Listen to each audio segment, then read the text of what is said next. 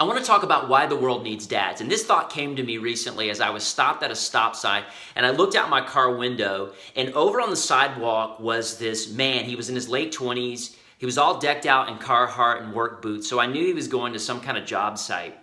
But right there on his right arm was his 4 or 5-year-old daughter, and she was skipping along beside him. He had her pink backpack flung across her shoulder, or his shoulder.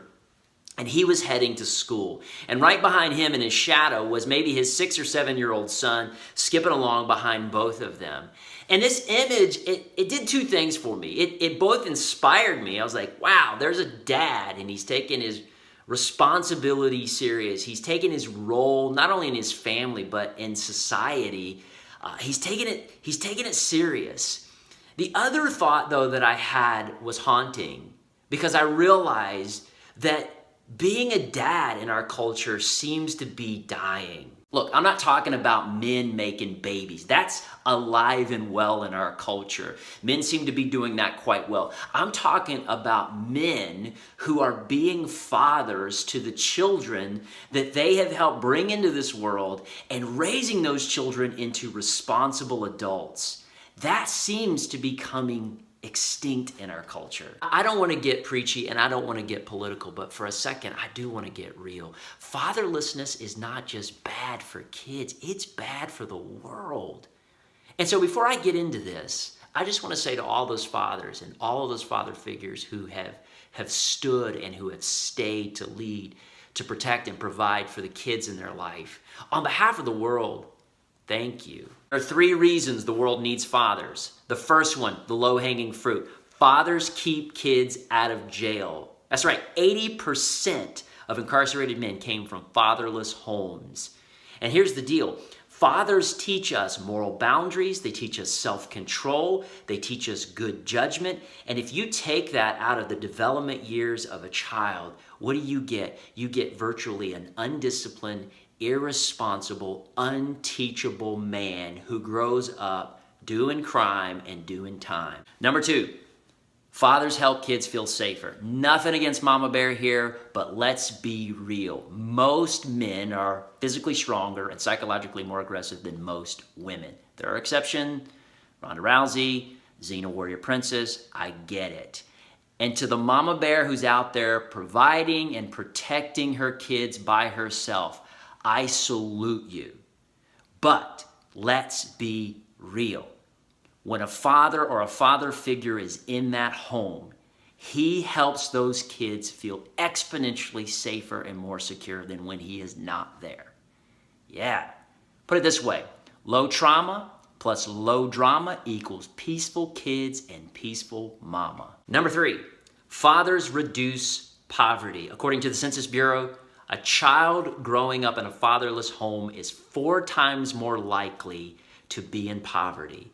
That means when a father stays and a father stands in that home, those kids' likelihood of leaving there, getting a job, becoming productive members of society goes up exponentially. Why? It's not just about daddy's paycheck.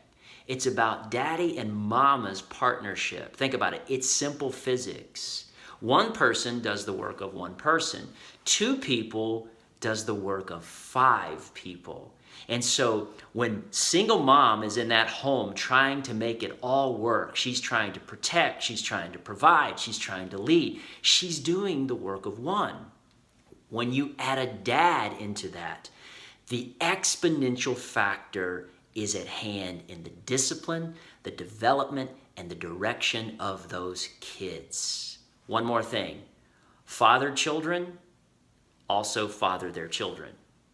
Fatherless children are more likely to have fatherless children. All right, let's get practical. 4 steps, 4 actions that we're going to take. Number 1, start simple.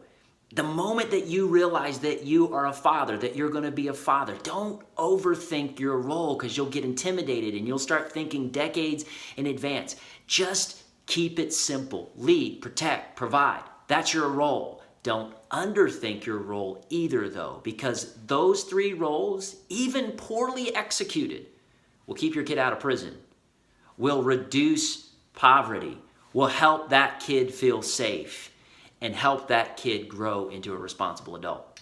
Number 2, stay. The best fathers are first the most committed husbands. Persevere through the seasons, the good, the bad, the ugly, and the beautiful. Because here's the deal. If you leave their mom, you are leaving them. Number 3, stand. That's right, lead. Determine that you are going to be a catalyst for change and creativity and health in that home. God created you to lead. He created you to lead humbly. He created you to lead courageously. Stand. Number 4, start all over. That's right. You got to go back to the beginning. You got to recommit to being simple about this thing. Lead, protect, and provide. Lead, protect, and provide. Don't overthink it. Don't underthink it. You need to redetermine that you're going to stay. There are going to be times where it gets hard and you're going to want to bolt and you're going to want to think that the grass is greener on the other side. But remember, if you leave their mother, you leave them. So get some counseling. Go through that all over again. And finally, redetermine that you're going to stand, that you're going to be a leader, that you're going to grow as a leader. And then start all over again. Each new season of being a father is going to require you to grow in new levels of wisdom, new levels of patience, new levels of courage, new levels of humility, and so on. Now, you're probably watching this because you want to be a better father or a father figure. And if that's you, I have resources in the link below. You can click on them and you can be a better father. Because remember, the world needs dads. Until then, bring more heaven to earth.